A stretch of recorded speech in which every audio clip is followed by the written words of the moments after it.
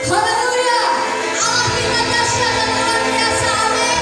Mari serukan namanya, kita angkat pujian bagi Dia.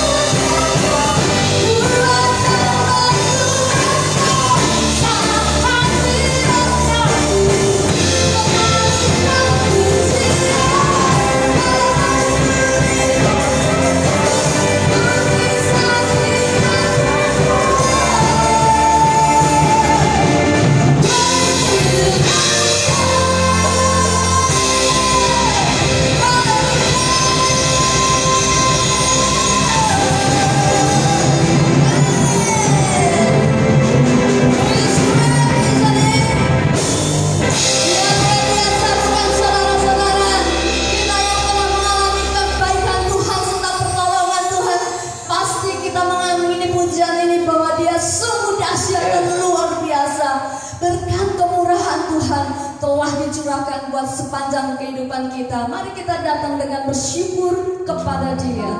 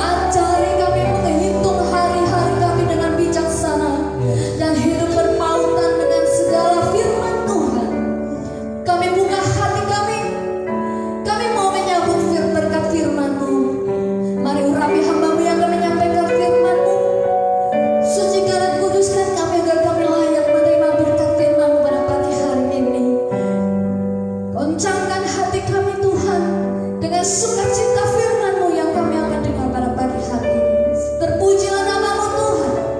Kami sambut berkat firman-Mu hanya di dalam nama Tuhan Yesus Kristus.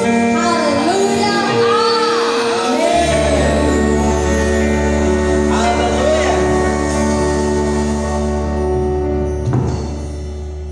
Shalom. Shalom, apa kabar Bapak Ibu dan Saudara yang dikasih Tuhan. Selamat pagi, selamat menikmati hadirat Allah, selamat menikmati kebenaran firman Tuhan.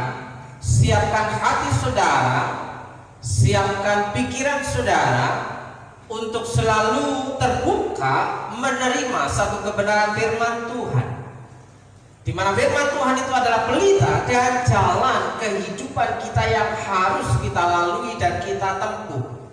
Saudaraku yang dikasih Tuhan, sekali lagi shalom jemaat yang dikasih Tuhan yang ada di rumah masing-masing, bersama dengan pasangan saudara, suami, istri, anak-anak saudara, bahkan siapapun yang ada di antara saudara, diberkati bersama-sama dengan saudara hari ini. Yang percaya katakan amin. Saudaraku yang dikasih Tuhan, pada hari ini kita akan berbicara tentang di balik kesukaran ada berkat menanti. Sekali lagi, di balik kesukaran ada berkat menanti. Saudaraku yang dikasih Tuhan, ketaatan itu berujung berkat Tuhan. Sekali lagi, ketaatan itu berujung berkat Tuhan. Saudaraku yang dikasih Tuhan. Nah, di mana dasarnya bahwa ketaatan itu ujungnya adalah hal yang terbaik yang diberikan Tuhan, yang dirancangkan Tuhan untuk orang yang percaya kepada Dia. Saudaraku. Nah, Ulangan 6 ayat yang ke-25, dan kita akan menjadi benar. Dan kita akan menjadi benar, Pak. Berarti ada indikasi sebelumnya kita adalah orang yang tidak benar. Makanya di sini firman Tuhan katakan dan kita akan menjadi benar, dibenarkan apabila kita melakukan segenap itu melakukan seluruhnya, saudaraku. Perintah itu dengan setia, melakukan dengan setia, saudaraku yang dikasih Tuhan. Di hadapan Tuhan Allah kita seperti yang diperintahkannya kepada kita. Saudaraku, dasar untuk menerima berkat Tuhan itu bersyarat, saudaraku. Kalau diselamatkan itu hanya butuh percaya kepada pengorbanan Yesus di kayu salib. Tapi untuk menerima berkat di sepanjang kehidupan kita itu bersyarat. Syaratnya apa? Adalah berkat 1M, manutong, rasa ngeyel, ya. Ulangan 26 ayat 25, dan kita akan menjadi benar apabila kita melakukan segenap perintah itu dengan setia. Lakukanlah perintah itu dengan setia. Jangan setengah-setengah, sudah tanggung, jangan tanggung-tanggung. Kalau sekali basah, nyemplung saja, sudah. Jangan cuma setengah basah, setengah kering, sudah. Gak enak, sudah. Bisa masuk angin. Kalau basah semua, saudara, biasanya kalau kita kehujanan, hanya rambut kepala kita saja yang kena, itu kita pusing, bisa flu, saudara. Tapi kalau kehujanan seluruh tubuh kita, biasanya kita nggak kenapa-kenapa. Justru kita sehat. Banyak orang kehujan-hujanan, anak-anak hujan sehat, tidak sakit. Tapi yang hanya kena gerimis di kepala, di rambutnya saja, meriang, saudaraku yang dikasih. Makanya lakukanlah itu dengan setia di hadapan Tuhan Allah kita seperti yang diperintahkannya kepada kita. Apa yang diperintahkan kepada kita oleh Tuhan, saudaraku yang dikasih Tuhan, hari ini kita berbicara tentang berkat anak soleh. Berkat anak soleh. Saudara anak siapa ya? Saya anak siapa ya? Kok di sini berkat anak soleh? Nah, saudaraku yang dikasih Tuhan, biasanya berkata, oh puji Tuhan berkat anak soleh hari ini saya dapatkan sesuatu. Karena berkat anak soleh saya mendapatkan peringkat. Karena berkat anak soleh saya mendapatkan kiriman. Karena berkat anak soleh saya diperhatikan. Nah, berkat anak soleh. Tipe anak soleh itu tidak suka ngeyel. Sekali lagi ya, tipe anak soleh itu tidak suka ngeyel. Kalau dikasih berkat dia terima dengan mengucap syukur. Bukan Allah cuma kayak gitu aja. Kenapa enggak yang lain lagi? Sudah dikasih, kurang lagi kan? Tidak banyak dalih. Seperti slogan yang dikirim dari Kominfo, SMS tentang PPKM dan pembatasan kegiatan berkerumun, saudaraku, jangan banyak dalih. Jangan banyak dalih, jangan banyak alasan. Manto. Nah, saudaraku, tidak banyak dalih. Itu tipe anak soleh. Lebih tepatnya tidak punya alasan untuk membantah suatu perintah. Tidak ada alasan, tidak ada dalih untuk membantah suatu instruksi, saudaraku, yang dikasih Tuhan. Biasanya kalau dikasih instruksi, perintah, larangan, saudaraku, banyak orang itu mengumpat, bersungguh-sungguh, mencaci maki, saudaraku, bahkan memprovokasi, saudaraku. Kalau nggak bisa kemana-mana, gimana kita mau makan? Gimana kita mau kerja? Mending dikasih bantuan. Nah, sudah disuruh libur, nggak dikasih makan pula. Itu ada banyak dalih. Buktinya ada banyak orang, sebagian besar, yang menurut dengan aturan itu tidak kelaparan. Justru yang kelaparan yang banyak bicara. Kenapa? Dia selalu membantah, saudara. Apakah kita termasuk anak soleh yang mengasihi Tuhan? Apakah saudara termasuk anak soleh yang mengasihi Tuhan sehingga engkau layak menerima berkat-berkat yang sudah disediakan oleh Tuhan dalam kehidupan saudara? Apakah kita masih bisa berkata bahwa kita anak-anak Allah yang taat, anak-anak Allah yang setia, orang Kristen yang beriman? Ya, kalau orang Kristen sih banyak. Kalau setiap orang yang masuk gereja dikatakan orang Kristen, tapi yang setia itu hanya sedikit, segelintir saja. Saudaraku, check and recheck kerohanian saudara dan saya. Apakah hari ini saya termasuk orang yang setia melakukan perintah Tuhan? Ya, indikasi setia itu melakukan perintah Tuhan, doing something terhadap firman Tuhan. Bukan hanya mendengar dan mendengar saja, tapi mendengar, memperhatikan dan bertindak melangkah berdasarkan firman Tuhan itu. Ulangan 11 ayat yang pertama. Haruslah engkau mengasihi Tuhan Allahmu dan sekali lagi, haruslah engkau mengasihi Tuhan Allahmu dan melakukan dengan setia. Kembali, dengan setia kewajibanmu terhadap Dia. Apa kewajiban kita kepada Tuhan?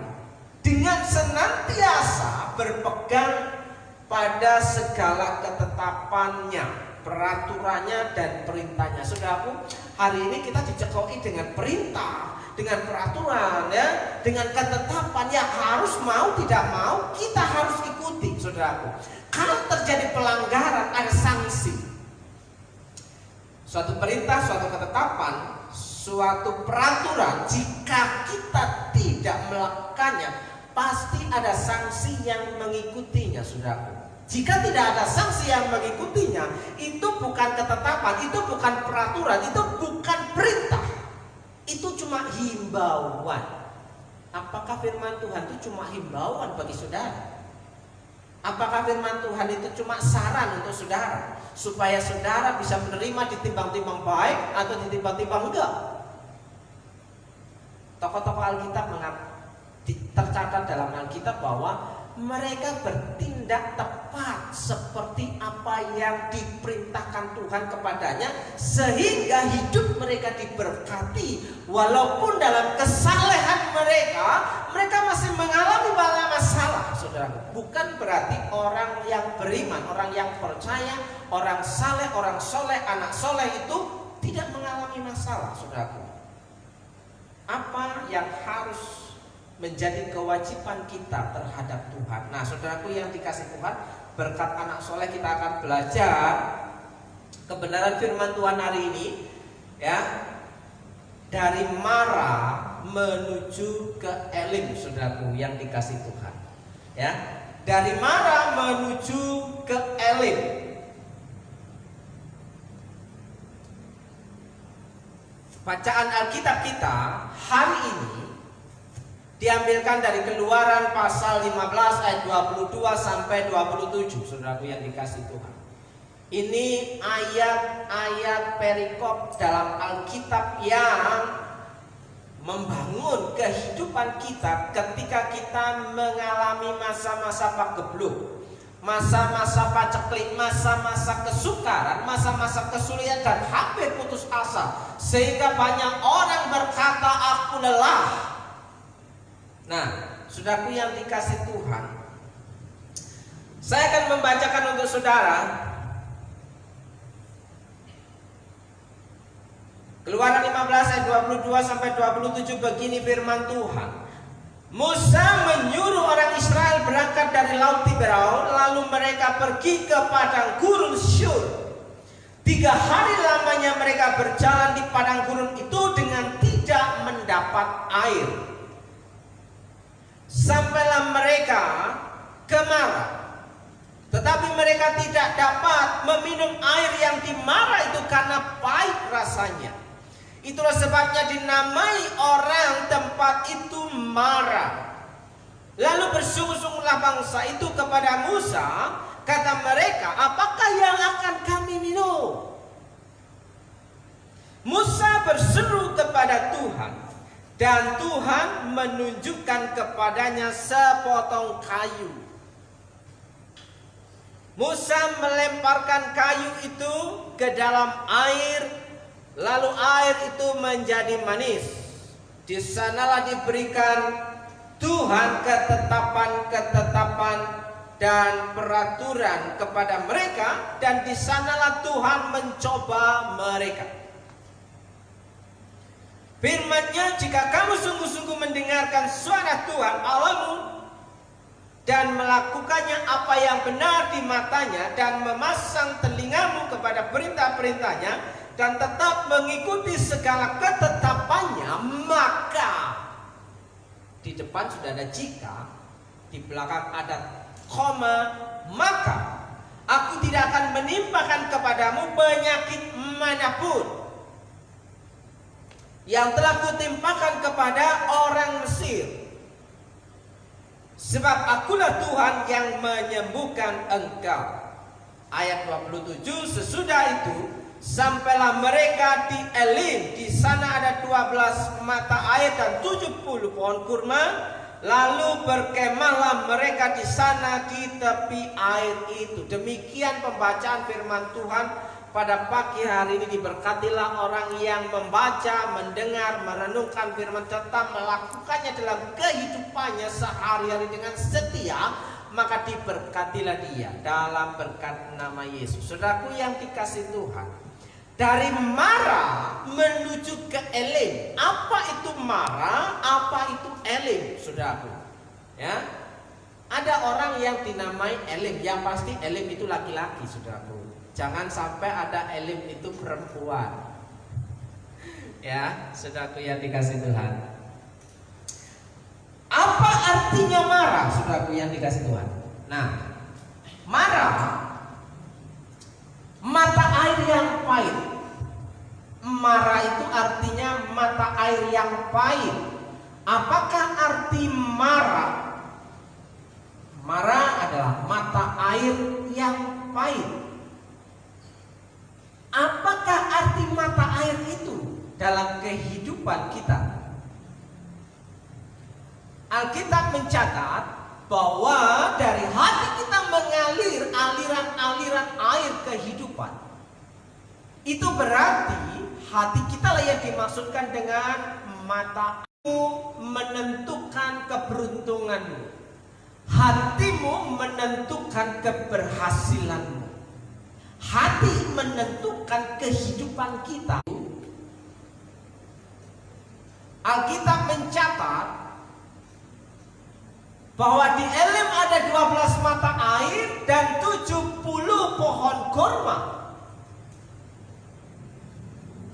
Ada 12 mata air dan 70 pohon kurma.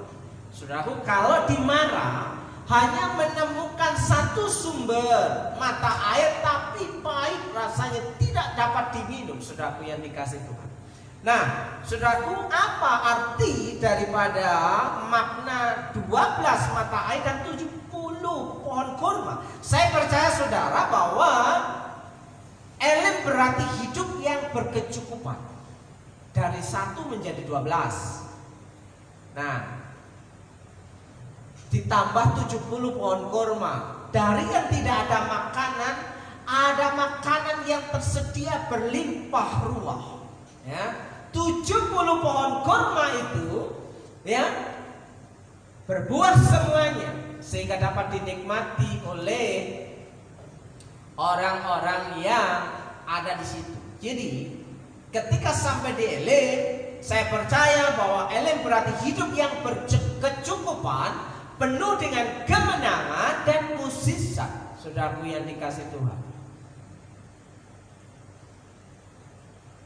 Sekarang posisinya saudaraku, saudara ada di Mara atau ada di Elim. Ya, Mara itu hati yang penuh dengan kepahitan, ada rasa pahit hati. Ya, sementara Elim itu penuh dengan ucapan syukur, ada damai sejahtera. Saudaraku yang dikasih Tuhan. Nah, saudaraku yang dikasih Tuhan, di balik kesukaran ada berkat menanti. Yang pertama, saudaraku yang dikasih Tuhan, yang pertama itu berkat itu dimulai dari sebuah perintah. Berkat itu dimulai dari sebuah perintah. Keluaran 15 ayat 22. Perhatikan baik-baik. Musa menyuruh.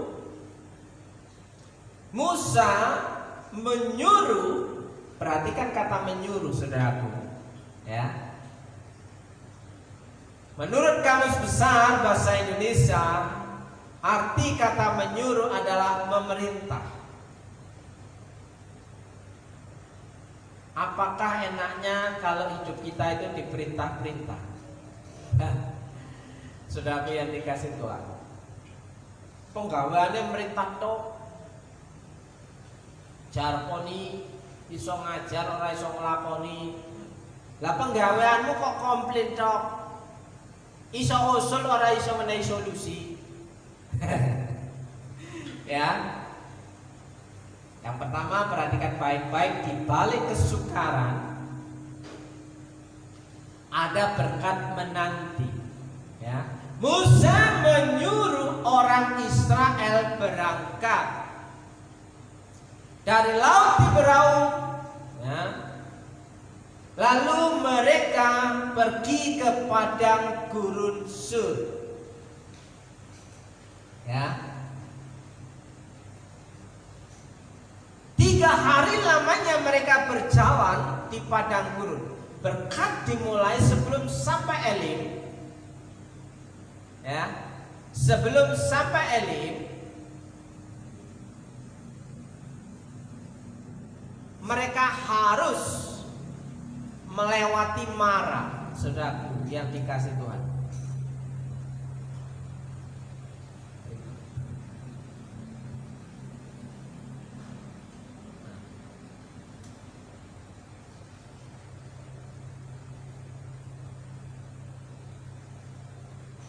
Musa memerintahkan untuk berangkat. Berangkatnya itu bukan seperti kita berangkat hari ini, yang bisa pakai sepeda, yang bisa pakai motor, yang bisa pakai mobil. Saudaraku yang dikasih Tuhan, Musa memberikan perintah kepada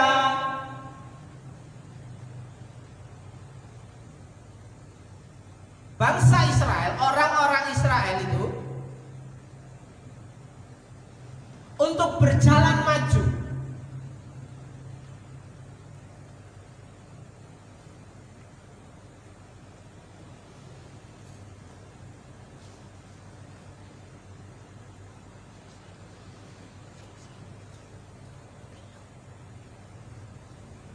Musa memberikan perintah, saudaraku. Sekali lagi saya mau katakan, Musa memberikan perintah sebelum menikmati berkat di Elim, saudaraku yang dikasih Tuhan.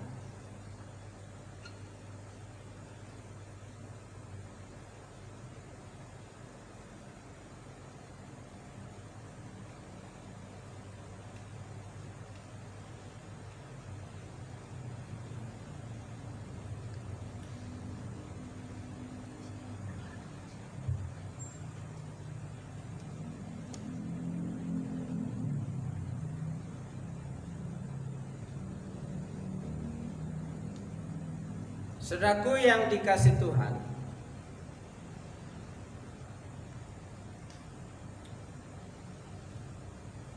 pada waktu Musa memberikan perintah itu bukan karena sesuatu yang menyenangkan, saudaraku yang dikasih Tuhan. Ya. Disuruh berjalan di padang gurun Sur, saudaraku.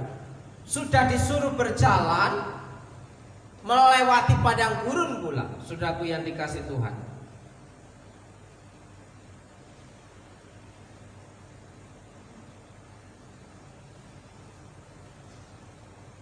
Saudaraku yang dikasih Tuhan,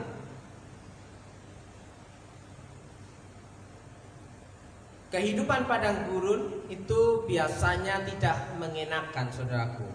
Tidak ada banyak makanan, tidak ada banyak pilihan. Yang ada paling tanaman-tanaman yang berhubungan, yang cocok di padang gurun pasir, saudaraku yang dikasih Tuhan. Nah, saudaraku yang dikasih Tuhan, sudah diberikan perintah, mereka harus berjalan maju melewati padang gurun. Syur di dalam bahasa Ibrani artinya tembok. Bayangkan, saudaraku, dari Mesir dibawa keluar, ya, dari budak, perbudakan di Mesir dibawa keluar, tapi dalam perjalanan itu tidak mengenakan, saudaraku yang dikasih Tuhan. Ya. Kenapa? Sudah disuruh jalan melewati padang gurun, 3 hari lamanya mereka berjalan. Saudaraku yang dikasih, coba bayangkan saudara berjalan selama 3 hari. Saya pernah mengadakan perjalanan naik motor dari Purwokerto sampai ke Tawangmangu, itu naik sepeda motor, itu perjalanan 9 jam. Ya. Pantat itu sudah mulai panas, kanan kiri, saudaraku yang dikasih Tuhan. Sementara saya bonceng istri itu tidak seperti orang pacaran yang biasanya ngetapel. Wah, seneng kalau bisa diajak ngebut, itu enak. Ketika perjalanan jauh malah dia menimpakan beban badannya di punggung saya, saudara. Nah, sudah pengen lihat ke depan, ya kan? Kepala kita didorong, ditimpa pula, saya sampai degrad ini, saudara. Bayangkan, saudaraku, awal-awal saya ada di Purwokerto, saya harus menuju Solo Tawangmangu dengan naik motor. Motor pun itu pinjaman, saudaraku. Dikasih pinjam dari adik istri saya, saudaraku. Mending kalau motor laki enak, saudaraku, motor Evo. Nah, saudaraku, itulah perjalanan yang membuat kehidupan kita. Apakah kita mau melangkah maju? Apakah kita mau melangkah maju? Efeknya matikan saja, Pak. Yang di mixer. Turunkan saja.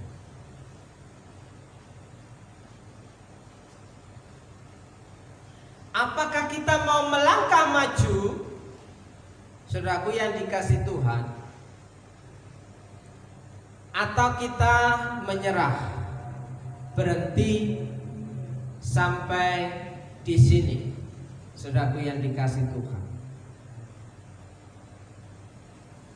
padang gurun Syur, Syur itu artinya tembok, ya. Katanya mau dibawa ke tanah perjanjian, kok malah disuruh membentur tembok sih? Kok harus melewati padang gurun Syur? Nggak salah tuh, Tuhan memerintahkan Musa membawa mereka dari Mesir. Akhirnya nanti pada sampai pada Gunung Sinai, menerima 10 perintah Allah daripada Tuhan. Kok harus melewati lembah kekelaman, saudaraku yang dikasih Tuhan?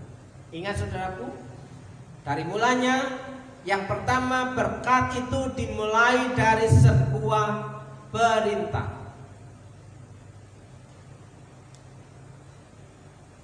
Di balik kesukaran ada berkat menanti. Yang pertama itu kita bahas tentang marah, saudaraku yang dikasih Tuhan. Ya, ayat 23 sampai ayat 26. Apa yang terjadi di Marah, saudaraku? Ya. Apa yang terjadi di Marah? Tadi kita sudah baca kebenaran firman Tuhan. Di Marah apa yang terjadi?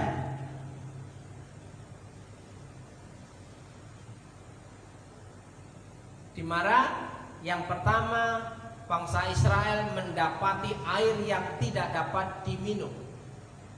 Bayangkan perjalanan 3 hari, kalau mau bawa air cukup, berapa galon yang mau dibawa dalam perjalanan ya, padang gurun. Padahal saudara, kalau saya pergi ke Solo ya, 2 jam mampir, 2 jam mampir, 2 jam mampir, saudaraku. Sehingga sampai Solo itu bisa, itu naik kendaraan mobil bisa 7 jam. Karena apa? 2 jam mampir, 2 jam mampir. Gak tahan, haus, ngantuk, pingin ngopi, saudaraku yang dikasih Tuhan. Nah, apalagi 3 hari 3 malam bangsa Israel berjalan di padang gurun, ya, tidak naik kendaraan roda 2, roda 3. Mereka ada yang naik kaki 4, ya, unta atau keledai. Bayangkan seberapa kecepatan berjalannya keledai, seberapa kecepatan berjalannya unta, saudaraku. Berapa lama? Semakin siang semakin panas, semakin lambat perjalanan. Kenapa? Ya yang dinaikin ya gimana sih? Saudaraku yang dikasih Tuhan, ya. Di Marah yang terjadi, mereka mendapati air yang tidak dapat diminum. Karena pahit rasanya, bangsa Israel bersungut-sungut kepada Musa. Ya, bangsa Israel bersungut-sungut kepada Musa.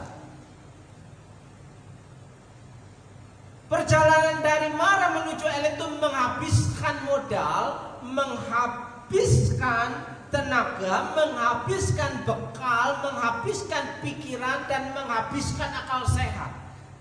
Coba saudara bayangkan orang yang sedang dalam masalah besar, kekalutan dan kegentingan, akal sehatnya kadang-kadang mati, saudaraku yang dikasih Tuhan. Mereka bersungut-sungut, nyaris, ya. Tanggapan otomatis dari bangsa Israel ketika menghadapi setiap bentuk kesulitan itu bersungut-sungut. Gak ada air, bersungut-sungut. Gak ada makanan, bersungut-sungut. Dia ingat ketika di Mesir, ada roti, ada bawang putih, ada bawang merah, saudaraku yang dikasih Tuhan. Ya, bersungut-sungut itu nyaris tanggapan otomatis dari bangsa Israel menghadapi setiap bentuk kesulitan. Sebagaimana juga reaksi sebagian besar umat Allah. Sebagaimana itu bisa terjadi, orang Kristen juga memiliki sikap dan tipe yang sama seperti bangsa Israel, saudaraku yang dikasih Tuhan. Kehidupan yang pahit dapat menyebabkan suasana hati yang pahit. Karena masih berada di mara, saudaraku yang dikasihi Tuhan. Di mara itu ada tekanan, letih lesu dan berbeban berat, saudaraku yang dikasihi Tuhan. Nah, saudaraku yang dikasihi Tuhan, bangsa Israel ketika menghadapi kesulitan, dia berkata, apa yang akan kami minum? Sama seperti hari-hari ini ketika diberlakukan PPKM. Kami harus makan apa? Keluar gak bisa, suruh di rumah aja. Mending dikasih bantuan. Kalau dapat bantuan sih diam. Ya. Kayak gak dapat itu ngoceh-ngoceh. Ya. Apa reaksi Musa menanggapi respon daripada bangsa Israel, orang Israel pada waktu Musa berseru-seru kepada Tuhan? Musa sebagai pemimpin pada waktu itu ketika mendapatkan tekanan dari bawah, dia berseru kepada Tuhan, berseru-seru kepada Tuhan. Dia memanggil Tuhan karena dia tidak dapat sambat karo liya. Dia sambati karo Tuhan. Ya. Musa berseru-seru kepada Tuhan. Ya. Ketika Musa berseru kepada Tuhan, percayalah saudara, setiap hamba Tuhan yang dipanggil dan dipercayakan untuk melayani pekerjaan Tuhan, dia mendapatkan otoritas dan mandat daripada Tuhan. Ketika dia sudah berseru menyerahkan seluruhnya kepada Tuhan, berhati-hatilah. Bukan ancaman saudara, karena ini sebuah perintah. Ya, tindakan Tuhan dan ketaatan Musa. Di mana ada tindakan Tuhan, di mana ada ketaatan Musa. Ketika Musa berseru-seru kepada Tuhan, Tuhan bertindak dan Musa melakukannya dengan taat. Apa yang dilakukan Tuhan? Tuhan itu hanya menyuruh apa yang ada padamu di situ, sepotong kayu dipegang Musa. Dan Musa melemparkan kayu itu ke dalam air. Entah itu kayu apa, ya, yang bisa membuat air itu yang pahit menjadi manis, saudaraku. Nah, saudaraku yang dikasih Tuhan, menurut logika, sumber mata air yang pahit bisa menjadi manis karena hanya dilempar sepotong kayu ke dalam air itu. Mustahil, bukan? Tapi cara Tuhan itu ajaib. Cara Tuhan itu luar biasa. Cara Tuhan itu udik, menolong setiap umatnya. Buat saudara semua yang hari ini mendengarkan kebenaran firman Tuhan ini, apa yang ada padamu hari ini tidak menutup kemungkinan salah satu cara Tuhan menolong kehidupan saudara, melewati mara dalam kehidupan saudara, melewati masa-masa suka dalam kehidupan saudara. Ya, sepotong kayu itu akan menjadi manis bagi air yang ada dalam kehidupan saudara. Yang terjadi di mara selanjutnya adalah di mana Tuhan mencoba mereka. Ya, ketika di mara, apakah mereka akan tetap setia dan taat kepada Tuhan? Nah, saudaraku yang dikasih Tuhan, di situ di mara, ketika di masa yang sukar itu, Tuhan memberikan ketetapan-ketetapan dan peraturan-peraturan, saudaraku. Apa yang diberikan Tuhan, peraturannya itu, saudaraku. Saudaraku yang dikasih Tuhan, Allah mengajarkan mereka sebelum ada 10 perintah Tuhan di Gunung Sinai yang diberikan oleh Musa daripada Tuhan. Di sini Tuhan sudah mencuplik bahwa Allah mengajarkan mereka ketika di mara untuk memperingati hari Sabat dan menghormati orang tua. Ingat perjalanan pada waktu 3 hari, ya, dari Mara menuju Elim.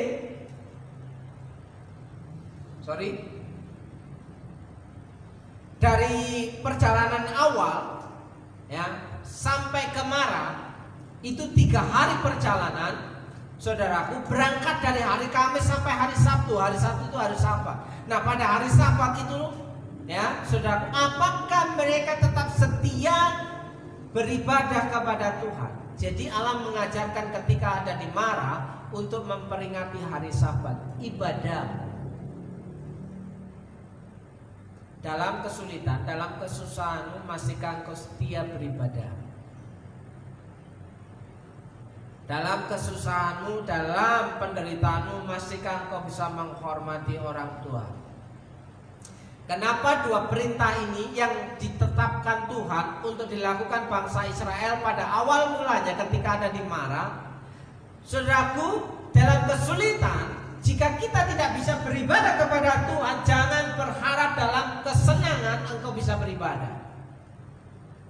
Mau susah aja nggak mau ibadah, apalagi senang, lupa diri. Ya, ketika engkau dalam kesusahan tidak bisa menghormati orang tuamu, apalagi engkau pada waktu engkau punya semuanya, apakah engkau masih bisa menghormati orang tua? Pelajaran yang pertama diberikan Tuhan melalui ujian ini, proses ini, ya, apakah bangsa Israel lulus? Ya, saudaraku yang dikasih Tuhan, ingatlah bahwa setiap kita itu dipercayakan untuk punya kapasitas yang sama untuk diberkati Tuhan. Kuncinya adalah setia kepada Tuhan. Dalam susah tetap setia beribadah, dalam senang pun tetap setia beribadah. Ya. Dalam susah kita bisa menghormati orang tua, dalam senang pun kita masih bisa menghormati orang tua.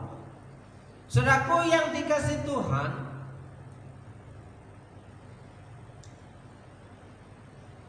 melalui ujian dari Allah ini serta bukti tentang perhatian dan kuasa ini ditetapkan sebuah peraturan untuk selama-lamanya.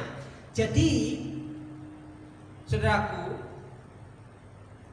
peraturan untuk menghormati hari Sabat, memperingati hari Sabat, beribadah kepada Tuhan dan menghormati orang tua itu berlaku kekal, berlaku selama-lamanya, bahwa bagi orang yang taat Allah akan menjadi baginya Jehovah Ropeka. Apa itu Jehovah Ropeka? Jehovah Ropeka adalah Jehovah Rafa, di mana di situ dikatakan Tuhanlah yang menyembuhkan engkau. Dialah Jehovah Rafa, sang penyembuh. Saudaraku yang dikasih Tuhan, di Mara Tuhan memperkenalkan dirinya sebagai sang penyembuh. Jika engkau mendengarkan suara Tuhan Allahmu dan melakukannya dengan setia, maka Tuhan akan menjauhkan engkau dari sakit penyakit. Itu sebab akibat. Hukum sebab akibat berlaku untuk berkat Tuhan. Tapi faktanya bagi orang yang banyak dalil, apa iya sih kalau sudah taat kepada Tuhan tidak pernah sakit? Saudaraku, semua sakit penyakit berawal dari keteledoran kita. Ya, semua sakit penyakit berawal dari kesalahan kita. Ya kan?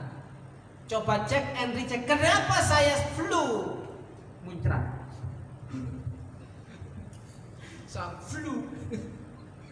Ya karena kita menghirup udara kotor, saudaraku yang dikasih Tuhan. Harusnya kalau ada udara kotor kita pakai masker, ya, atau menghindari udara kotor, menghindari polusi itu, saudara. Nah, kenapa ketika kita menghirup udara kotor itu bisa sakit? Karena ketahanan tubuh kita, imunitas kita menurun, tidak on fire, saudaraku. Tapi kalau on fire, kalau fit, mau udara kotor, saudaraku, kita pernah hidup di jalanan, ya. Berangkat pagi pulang pagi, berangkat pagi pulang pagi, ya. Sepanjang malam tidak tidur, ya kan? Penuh dengan asap, penuh dengan minuman, hampir setiap hari. Buktinya nggak sakit-sakit, nggak meriang, nggak masuk angin, saudaraku. Naik motor sepanjang malam, nggak masuk angin. Tapi ketika kita hidup benar, ya, malah sering masuk angin tuh. Kalah dengan orang jalanan, mereka nggak pernah masuk angin katanya. Kenapa? Sudah terbiasa, sudah adaptasi sudah. Nah, maka hidup benar itu juga perlu adaptasi, saudara. Nah, di sini ketika kita dalam kesulitan, Tuhan memperkenalkan dirinya menjadi sang penyembuh. Ya. Dialah Jehovah Ropeka, Tuhanlah yang menyembuhkan. Jika engkau percaya hari ini engkau yang sakit, Tuhan mengadakan mukjizat dalam kehidupanmu. Dialah Jehovah Rafa, sang penyembuh yang sanggup peduli atas sakit penyakitmu, saudaraku yang dikasihi Tuhan. Siapapun saudara, marilah datang mencari hadirat Allah, dan Allah ingin berbicara secara pribadi bagi saudara. Bahkan bukan hanya itu, Dia buka tangannya lebar-lebar dan berkata kepada kita dan saudara dan saya, marilah datang kepadaku yang letih lesu dan berbeban berat. Apakah engkau hari ini sedang berbeban berat, letih lesu, karena merasa ada tekanan, ya, tanggungan yang terlalu berat, pekerjaan yang terlalu berat, sakit penyakit yang terlalu berat? Marilah datang kepadaku. Itu apa yang dikatakan Yesus, saudaraku. Aku akan memberikan kelegaan kepadamu. Aku akan memberikan kelegaan kepadamu. Lega itu artinya bebas. Lega itu artinya sembuh, saudara. Lega itu mendapatkan sesuatu yang kita butuhkan, saudara. Matius 11 ayat 28. Dialah Allah yang mengerti dan peduli setiap persoalan dan pergumulan dalam kehidupan saudara. Adakah di tempat ini, adakah di tempat saudara hari ini berada, siapapun saudara, jika engkau sudah merasa tidak kuat, saya mengajak saudara untuk datang kepada Tuhan. Percaya saja, tak perlu banyak dalih, tak perlu banyak alasan. Ketika firman Tuhan berkata, berangkat, berjalan, bergerak maju, ikutin saja. Kalau apa bisa ya? Apa bisa ya? Pertanyaannya apa bisa ya? Banyak orang dalihnya seperti apa bisa ya? Nah, saudaraku, bisa nggak bisa? Yang penting engkau punya respon yang benar dan tepat ketika sebuah perintah Tuhan itu diberikan kepadamu. Berangkat dan berjalanlah. Apakah engkau bisa? Tidak bisa. Yang penting engkau berangkat dan berjalan. Mau nyampe atau tidak, itu yang penting. Ketaatan itu terjadi dalam kehidupan saudara. Karena Tuhan yang menyuruh, pasti Dia tahu bahwa engkau punya kapasitas yang bisa diandalkan. Nah, saudaraku yang dikasih Tuhan, itulah reaksi ketika dalam kesukaran kehidupan dimara. Saudaraku, di balik kesukaran ada berkat menanti. Ya. Bagaimana kehidupan kita di Elim? Saudaraku, dalam Keluaran 15 ayat 27, sesudah itu sampailah mereka di Elim. Di sana ada 12 mata air dan 70 pohon korma. Lalu berkemahlah mereka di sana di tepi air itu. Yang pertama, saudaraku, tersedia 12 mata air dan 70 pohon korma. Dan yang kedua, bangsa Israel berkemah di sana di tepi air, saudaraku. Berkemah itu artinya berdiam di dalam dekat sumbernya. Saudara, kalau dekat sumbernya, air sudah dekat, saudaraku. Kalau air tidak ada, wah, kerongkongan bisa kering, saudaraku. Suara bisa hilang, saudaraku. Nah, Elim itu sekitar 6 mil dari Mara. 6 mil itu sekurang lebih 10 kilometer. Bayangkan perjalanan dari masa sukar sampai masa senang, menikmati damai sejahtera bersama dengan Tuhan. Itu kurang lebih sekitar 6 mil atau 10 kilometer. 10 kilometer perjalanan berapa jam? Ya, jalan kaki bukan naik mobil. Terdapat sebuah oasis besar yang indah sekali dengan jumlah air yang banyak. Jangan hanya berhenti sampai di Mara. Walaupun di Mara ada rasa manis, engkau tidak akan pernah puas ketika dalam masa kesukaran itu. Tapi engkau berjalan sampai kepada Elim, saudaraku. Ada 70 pohon korma dan ada 12 mata air. Artinya kehidupan yang berkecukupan, lebih daripada cukup. Seperti Mazmur 23, saudaraku. Ia membaringkan aku di air yang tenang, di padang rumput yang hijau. Nah, saudaraku, ini terjadi bagi orang yang taat, saudaraku. Ya. Jangan menyerah, mulailah bergerak melangkah maju menuju Elim, dan di sanalah ada 12 mata air dan 70 pohon korma. Hidup yang penuh kemenangan, hidup yang penuh dengan mukjizat setiap hari.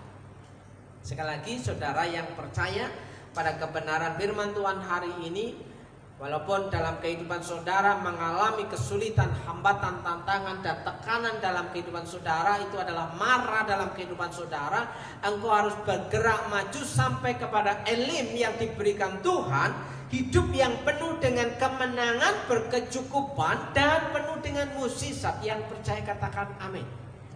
Saudaraku yang dikasih Tuhan, apa reaksi ketika masuk kehidupan di Elim? Diberkatilah orang yang mengandalkan Tuhan, yang menaruh harapannya pada Tuhan. Ingat kembali bahwa kesukaran dan penderitaan serta masalah itu, ya, ada batasnya, ya kan? Kalau kesabaran, biasanya orang sabar itu ada batasnya. 1, 2, hitungan ketiga selesai, saudaraku yang dikasih Tuhan. Nah, tapi di sini bahwa kesukaran, penderitaan, masalah itu ada batasnya, tapi kesetiaan Tuhan, pertolongan Tuhan, dan penyertaan Tuhan itu tanpa batas. Yang percaya katakan amin. Unlimited. Ya.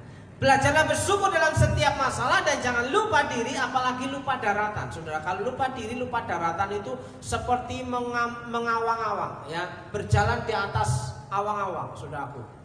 Ya, ngeroh sih ngeroh, tapi ngeroh itu yang mendarat di bumi, saudaraku. Jangan di awan-awan. Ya. Saya percaya tapi tidak melakukan apa-apa. Saya percaya, yes, amin, tapi tidak melakukan apa-apa. Itu ngeroh yang di awan-awan, tidak mendarat sampai perjalanan menikmati berkat yang tersedia di Elim. Saudaraku yang dikasih Tuhan, belajarlah bersyukur dalam setiap masalah, dan jangan lupa diri, apalagi lupa daratan. Belajarlah berbagi dan menolong orang lain walaupun dirimu masih kekurangan. Ketika engkau dalam kekurangan, engkau belajar berbagi dengan orang lain, maka di situ Tuhan mempercayakan kapasitas yang lebih besar, berkat yang lebih besar, perkara yang lebih besar dalam kehidupan. Karena dalam perkara yang kecil engkau setia, maka Tuhan akan memberikan perkara-perkara yang besar. Saudaraku yang dikasih Tuhan, belajarlah ikuti proses ujian kehidupan dan taat pada panggilan kehendak Tuhan. Taat manuto rasanya, masih slogannya sama, karena masih pandemi, karena masih PPKM. Saudaraku yang dikasih Tuhan, masih ada pembatasan-pembatasan perilaku, masih ada pembatasan-pembatasan kita bekerja, saudaraku. Manuto, ya, rasanya, tinggallah di dalam hadirat Allah, nikmati sukacita dan damai sejahtera, dan alami kemurahan Allah demi kemurahan Allah dalam kehidupan saudara. Seperti Roma 8 ayat 28. Kita tahu sekarang bahwa Allah turut bekerja dalam segala sesuatu untuk mendatangkan kebaikan bagi mereka yang mengasihi Dia. Apakah saudara mengasihi Tuhan? Yaitu bagi mereka yang terpanggil sesuai dengan rencana Allah. Jangan keluar jalur. Taati apa yang menjadi rancangan Tuhan bagi hidup saudara. Jika Tuhan memakai hidup saudara untuk menjadi berkat bagi kerajaan Allah di kota saudara, di pekerjaan saudara, maka turuti itu dan lakukan itu seperti untuk Tuhan ketika engkau mengerjakannya. Maka berkat itu tersedia dalam kehidupan saudara. 12 mata air dan 70 pohon kurma itu akan menjadi bagianmu, perlambang bahwa engkau akan menikmati kehidupan yang berkecukupan, kehidupan yang berkemenangan, dan kehidupan yang penuh dengan mukjizat. Yang percaya katakan amin. Saudaraku yang dikasihi Tuhan, pada hari ini saya ingin mengajak saudara untuk berdoa, untuk tetap percaya bahwa kehidupanmu seperti di marah hari ini, ketika engkau bergerak maju melangkah seperti apa yang Tuhan mau dalam kehidupanmu, maka engkau akan tiba di Elim menemukan 12 mata air dan 70 pohon kurma yang akan mencukupi kehidupan saudara. Di situ Tuhan berkata, berkat orang taat, Tuhan memberikan proteksi bahwa Tuhan akan menjauhkan sakit penyakit daripadamu. Tapi faktanya kenapa hari ini saya sakit? Ikuti prosesnya dan nikmati hasilnya, saudaraku. Bahwa engkau sedang menikmati karya dan mukjizat Tuhan dalam kehidupan. Kalau engkau diselamatkan hari ini karena berkat kemurahan Tuhan, karena orang lain yang ada di sekitar saudara sudah lewat. Nah, saudaraku, ikuti prosesnya dan nikmati berkatnya. Saudaraku, saya mau berdoa untuk saudara. Saudara yang hari ini bergumul dengan sakit penyakit, percayalah bahwa Allah punya maksud dan tujuan. Nikmati rasa sakitmu. Percayalah bahwa Allah peduli akan hidupmu dan tubuhmu. Di dalam berkat nama Yesus, jadilah sembuh, jadilah sehat, jadilah tahir. Dalam berkat nama Yesus, ketika Tuhan berkata dalam firman-Nya, oleh bilur-bilurnya kamu telah sembuh. Percaya dan imani bahwa kamu mengalami kemurahan dan mukjizat Tuhan dalam kehidupanmu hari ini. Jika engkau hari ini yang bergumul dengan keluargamu, saya mau berdoa supaya hidupmu dan keluargamu dipulihkan dalam berkat nama Yesus. Ketika engkau membuka hati dan pikiranmu untuk menerima Tuhan, lihatlah aku berdiri di depan pintu dan mengetok. Bukalah pintu hatimu dan persilahkan Tuhan masuk dalam hidupmu. Maka hidupmu akan mengalami pemulihan demi pemulihan dan mukjizat demi mukjizat. Dalam berkat nama Yesus dipulihkan hidupmu, diselamatkan keluargamu dalam nama Yesus. Engkau yang hari ini bergumul dengan pekerjaan dan keuanganmu, saya mau katakan bahwa orang yang taat kepada Tuhan bolehlah mengalami masalah dan penderitaan, tapi Tuhan sudah menyediakan 12 mata air dan 70 pohon kurma dalam kehidupanmu, bahwa apa yang pernah hilang daripadamu akan dikembalikan Tuhan seperti yang Tuhan mau dan yang terbaik bagimu. Dalam berkat nama Yesus, diberkati usaha dan pekerjaanmu, diberkati keuanganmu. Dalam nama Yesus, berkat yang tidak lazim itu akan mendatangi hidup saudara. Saudaraku yang dikasihi Tuhan, pada hari ini saya juga mau berdoa untuk Pak Giarto.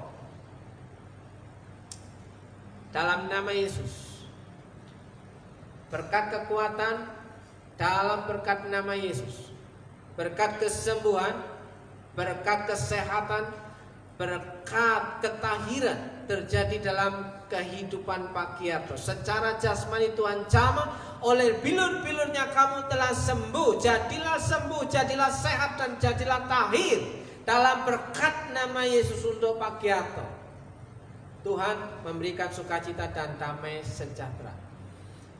Berdoa untuk pemulihan Popoana dalam berkat nama Yesus. Berdoa kiranya Tuhan memberikan penguatan dan kekuatan dalam berkat nama Yesus. Jadilah sehat, jadilah kuat dan sembuh. Berdoa untuk Budarsono. Tuhan memberikan kekuatan yang ekstra karena waktumu belum genap, bahwa Tuhan masih mau memakai hidupmu menjadi berkat bagi anak cucu dan menantu dalam berkat nama Yesus. Berdoa untuk ama sujud.